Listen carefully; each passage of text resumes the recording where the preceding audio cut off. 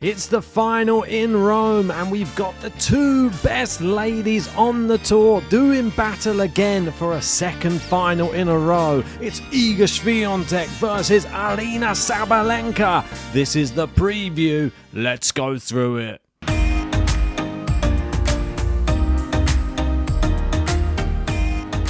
And before you forget, make sure you've hit that like button and subscribe to the channel. Let's get stuck into it. And we're going to start off with Aryna Sabalenka, who just knocked out Danielle Collins, who is in hot form herself coming into this semi-final. But it was an even quicker job than I even anticipated. Sabalenka got it done 7-5, 6-2, and in impressive fashion. I thought that some of the shots that she was able to pull off in this matchup were out of this world. She is playing on another level right now, and someone with Collins' firepower on the court and momentum, she was able to crush it. She was ahead in the first set, was pegged back in the first set.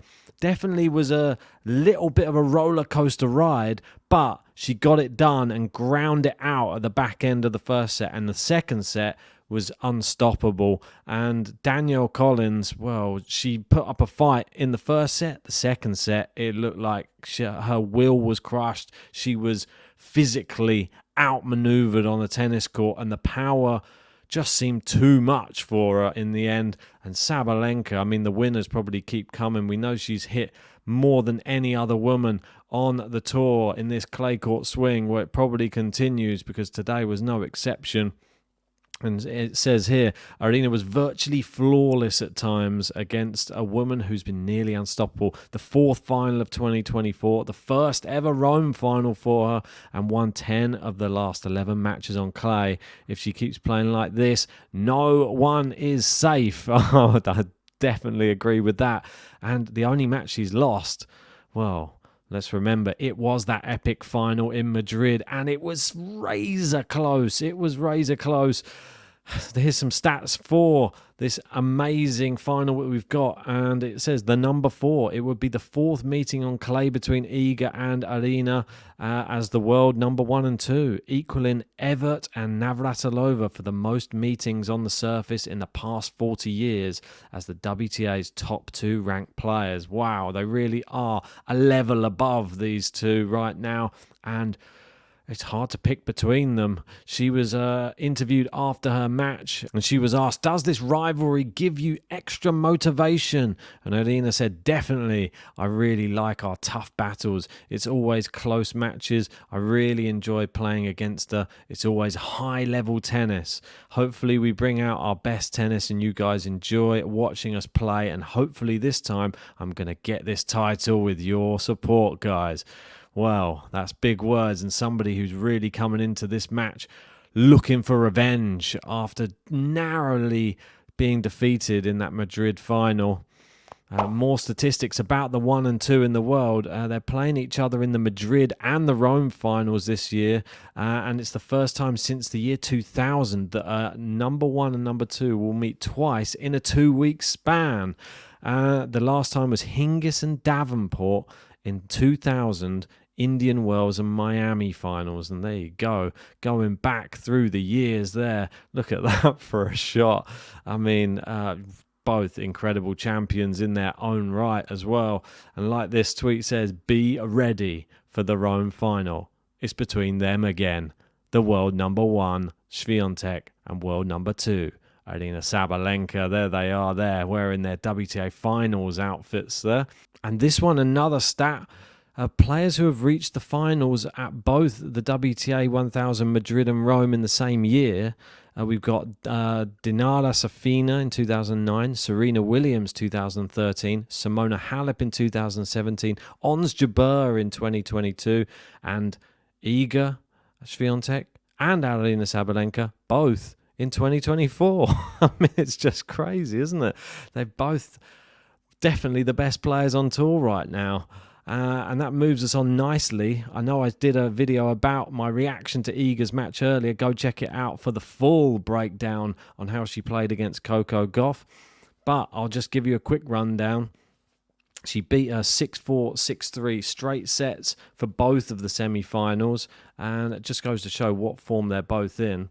And Coco Gauff did bring the fire. She brought the heat, but it was not enough because the early break was, unfortunately for her, probably too early, because Iga was able to have enough time to come back in, break her back, and then get a 6-4 victory in the first set. Second set was a little bit more dominant and reaches now a 12th WTA 1000 final and a third in Rome. Sabalenka will arrive at Roland Garros as the world number 2. That's right, they'll be at the other end of the draw and, well, on a collision course again, I'm sure you would agree. And Iga was asked if she was going to be watching the Sabalenka-Collins match after she had just finished her match against Coco. She said, I think it's too late. It's better to go eat some risotto or something. Well, very diplomatic. I reckon that she was eating risotto and watching it, don't you? Let me know in the comments section. And we got Mario Baccardi here saying Iga's clay court form in 2023 and 2024. This is interesting reading. 0-2 versus Rybakina. That includes 1 retirement. 2 wins, 1 loss versus Sabalenka, and 30 wins, 0 losses against everybody else. Wow, it seems that she is only tested when it comes to that big 3. I mean, Rybakina, Sabalenka, the only ones with the firepower, it would seem, to be able to topple Iga on their day. And more stats for Iga coming in. The most finals reached on tour among active players, and Iga's now moved into the top 10. And she's only 2 behind Sabalenka. She's on 25, Sabalenka 27. We got Zvonareva on 30, Pliskova and Kerber 32, Azarenka 41, Halep Kvitova 42, Wozniacki 55, and Venus 83. And there she is. But let's just have a look at their head-to-head. It actually stands at 7-3 in favour of Iga Swiatek, who has won their last 2 meetings. But the final in Madrid did come down to the wire. Iga has won 11 consecutive matches on clay and is a 2-time champion in Rome. Aryna with 10 wins out of her last 11 clay court matches, and her only loss coming to Iga. Yeah, I do agree with this. Their last match was an absolute epic. Both had match points and put on an unforgettable show. The world number 1 versus the world number 2. Who wins? Well, probably about time that I gave my prediction then, isn't it? Here we go. So, this one is just not straightforward at all, and before doing this video I was umming and ahhing. I was trying to envisage the match. I've watched both of their matches today and it's so tough to call. The way that they both played against very good American opposition, and the way that Iga was able to come back to win, I think, fairly comfortably against Coco. She had to go through the fire a little bit, but I think she just had the right tactics to be able to pick Coco apart. I think Coco played well, but I just don't think she's quite at the level yet to really take on Iga and really push her the whole hog on a clay court.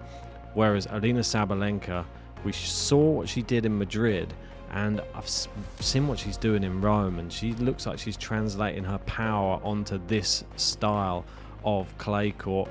Obviously in Madrid, the higher altitude, it suits her play a lot more. That's why she was a champion there before. But there's something about her at the moment. She has a fire in her belly and she looks more confident, that's what I'd say, than I've seen in the past. She's coming on a tennis court with a lot of promise, and she's gaining a lot of respect from her opponents, and I don't think she's handing too much respect to them. That's the one thing I'd say. She's hitting so hard, and this drop shot she's introduced into her game is very dangerous as well. She's hitting so hard to keep them at the back of the court that the drop shot is so effective. So there is the thing that Iga, she is a 2-time champion in Rome. and this is the first final for Sabalenka in Rome. But I think this is going to be another 3-set match. I honestly do. I think these two are so close in their ability level right now and their desire to win. I think Aryna's improved her movement on the tennis court. Iga's has been great, and it still is great. I think Aryna, her temperament and the way she's handling nerves is better. I think Iga, I mean, it was hard to get any better. She was like unstoppable. I still think she's right at the top of the level. We saw what she was like in Madrid handling the nerves. I'm going to go out on a limb here, and I'm going to say Sabalenka wins this one and gets the revenge in 3. I mean, I'm really on the fence.